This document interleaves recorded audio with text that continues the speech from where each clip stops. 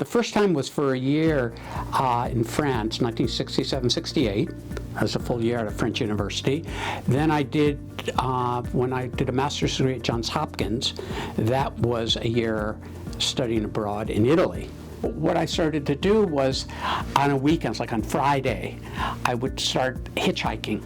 And that was fairly common at that way, to see places and historic sites in France. And then I'd come back on Sunday.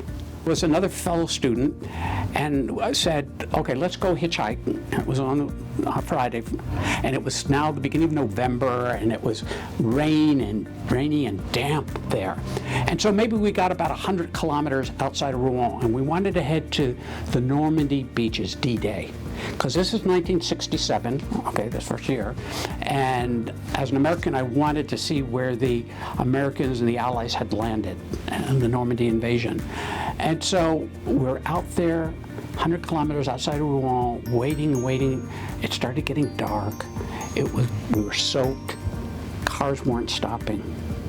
And he said, let's go back to Rouen. And I said, I can't. It's just something hit me. I just couldn't turn back. So he left. And about 15 minutes later, this car stops. And it was what the French call a deux chevaux, one of those old Citroën, which you probably, deux chevaux means 2 horses. That's probably as fast as it could go. And this elderly couple. And they said, where are you heading? And I said, well, I'm heading up to the Normandy D-Day beaches. They said, please get in. And I got in, and they said, you're an American. I said, yes. They said, well, do you know that I, the man speaking now, I was mayor of the town, one of the towns on the Normandy beach where the U.S. troops landed to free France. And I have a special love for America.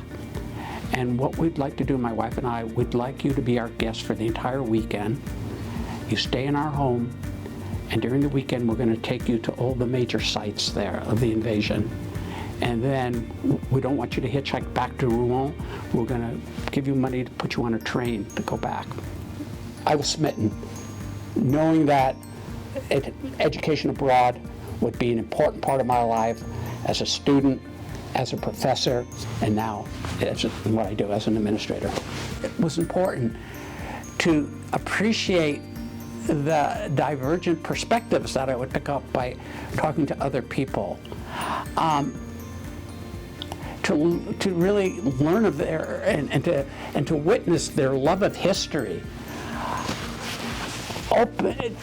Help me set my course in life, but I think made me a better learner, made me more tolerant of differences, helped me to be more open to challenges.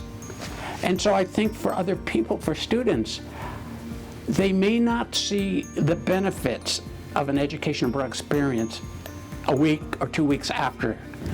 But if you look at it over a span of many years, you will obviously see how that has contributed to making you, in many ways, a better citizen, but a better person, I believe.